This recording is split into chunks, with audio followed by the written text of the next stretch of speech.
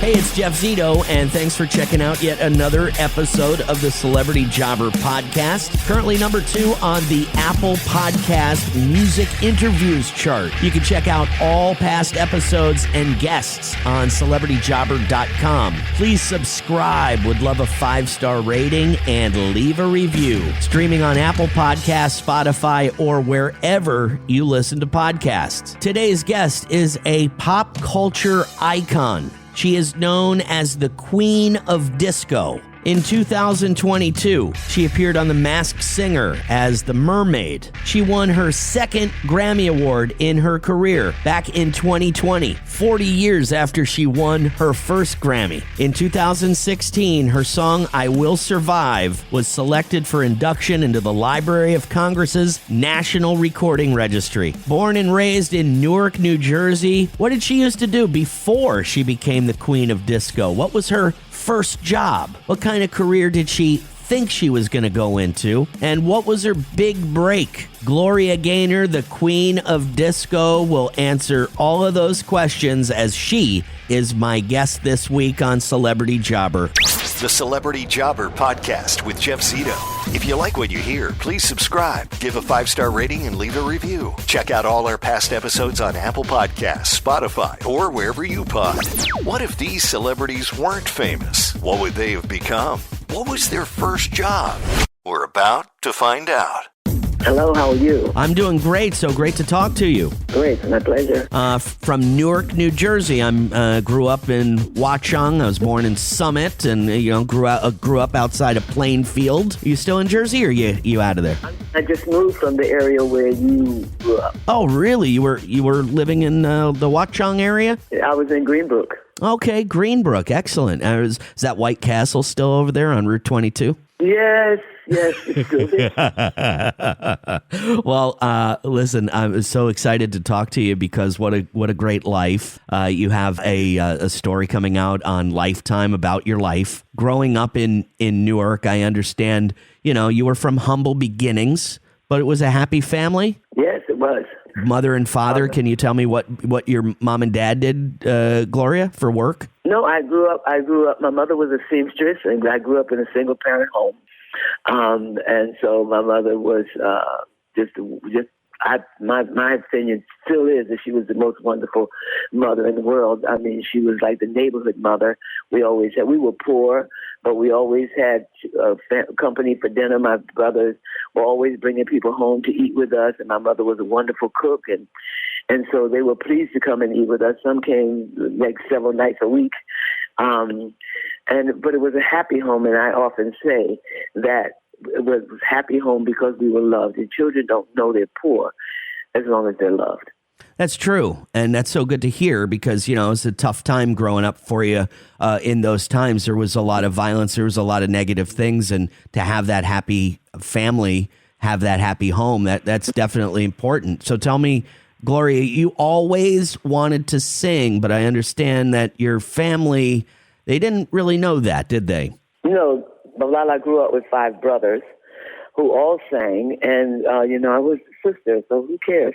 The fact that I could sing, I certainly wasn't going to be singing with them. And so when they found out that I could sing and started my career, they were very pleased and very proud of me. They never knew, they didn't realize that I could sing. So did anyone, while you were growing up, Gloria, Mom, did she try to push you in another direction? Was she trying to maybe get you off to college to become a professional?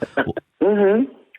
She did? Okay. When I told her that I wanted to sing, she said, that's nice, honey, but you need to get yourself an education and get some work under your belt, because in case you don't make it in show business like your father didn't, no one is going to want to hear 10 years later that you never had a job. So what was she thinking? What were you thinking about? Were you thinking about making her happy and saying like, okay, maybe I'll do this or get a job or maybe sing at night? So were you moving in another direction at some point? Well, I started out, because I said that to her right out of high school, and we couldn't afford college.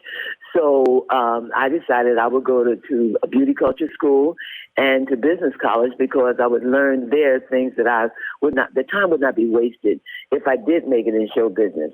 And I could use all of those things. So when I started singing, I would take down my songs in shorthand and type them up. And of course, I'm able to follow behind my accountant, and because I went, like I said, to business college.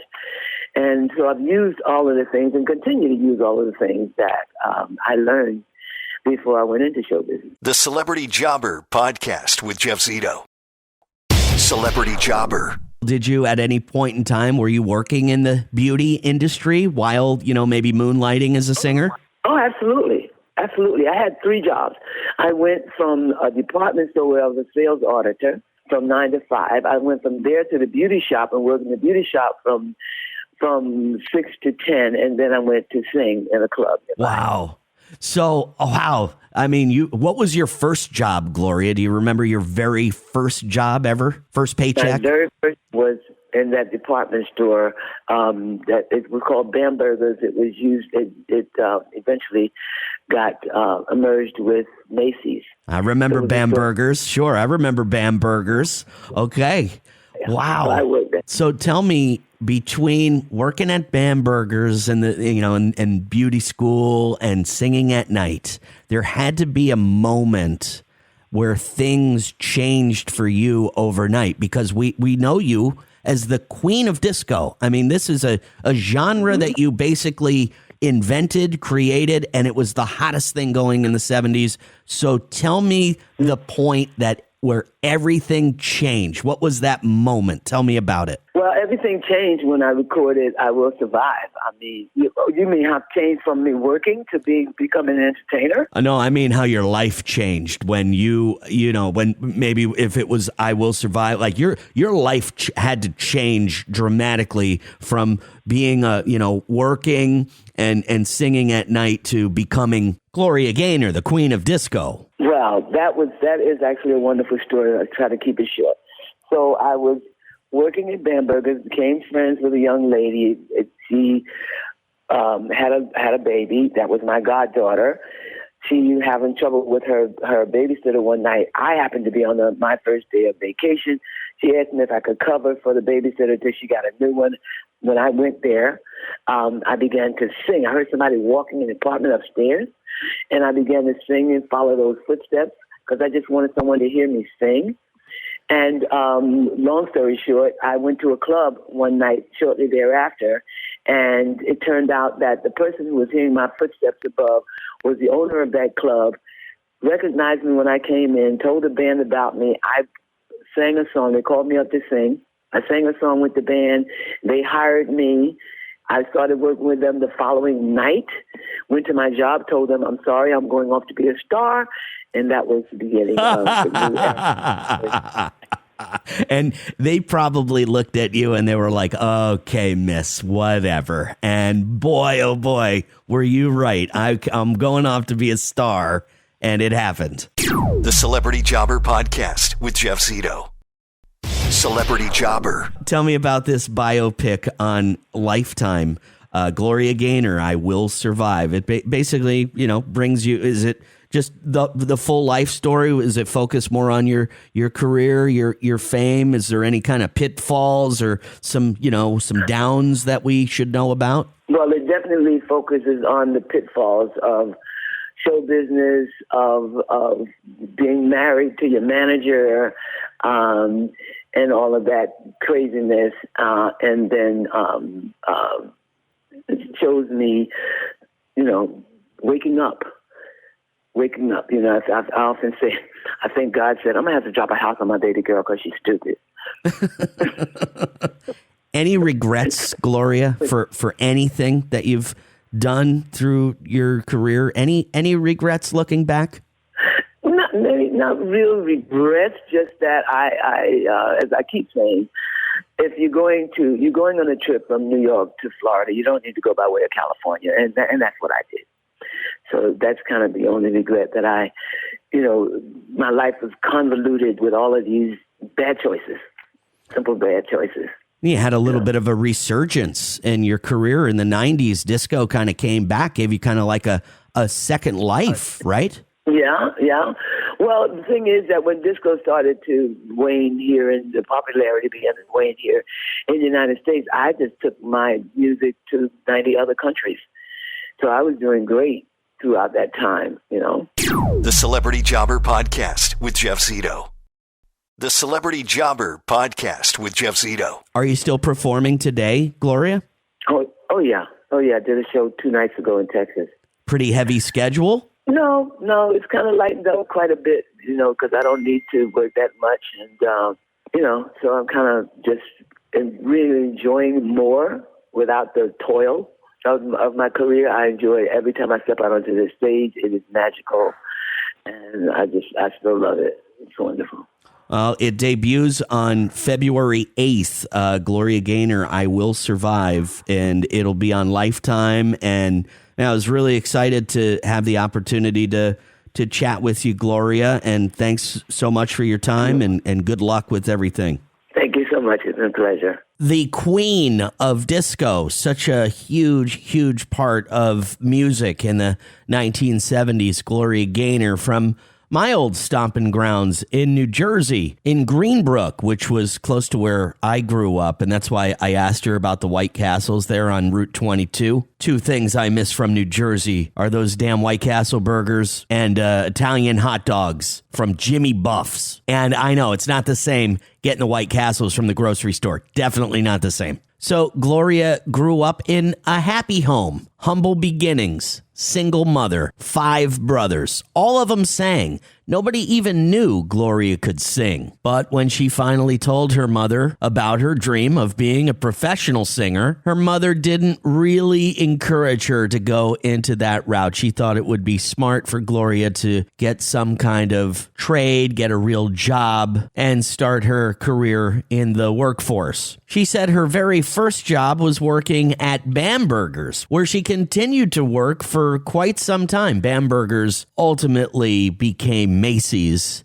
in the late 80s in New Jersey. But until she became a professional singer, she worked 3 jobs. The one at Bamberger's, then she went to beauty school and worked at a beauty shop, and then a singer at clubs at night. And she basically told the whole story about her big break, which was the song I Will Survive. And her telling all those people at her job, I quit, I'm going off to be a star. I love stories like that. Any regrets? Gloria said, nah, not really. Some pitfalls. She talked about being married to her manager. And she also talked about maybe some bad choices along the way where she took the long way. You know, there's no playbook on how to be a star. And when it happens, you know, you kind of got to just go with the flow. So she just kind of figured it out. If she could do it all over again, she said she wouldn't have taken the long way so much. You know you hit it big, though, when they come out with a movie on you. Premiered last week on Lifetime. It's called Gloria Gaynor, I Will Survive. Pretty fitting title, I'd say. The Queen of Disco. Hey, if that didn't happen to her, maybe she'd be doing hair somewhere in New Jersey. And thank you so much for checking out another episode of the Celebrity Jobber Podcast, number 2 on the Apple Podcast Music Interviews chart. You can check out past guests online at celebrityjobber.com. Follow on Instagram, celebrity_jobber_podcast, and also youtube.com/the@CelebrityJobber. If it wasn't for that big break, if it wasn't for Gloria recording the song I Will Survive, we might not know who she is. That song, so important to pop culture, defined disco. And for 80 years old, she really has it together, doesn't she? On that note, thanks again for listening to another episode of the Celebrity Jobber Podcast. Until next week, I'll see you then. I'm Jeff Zito.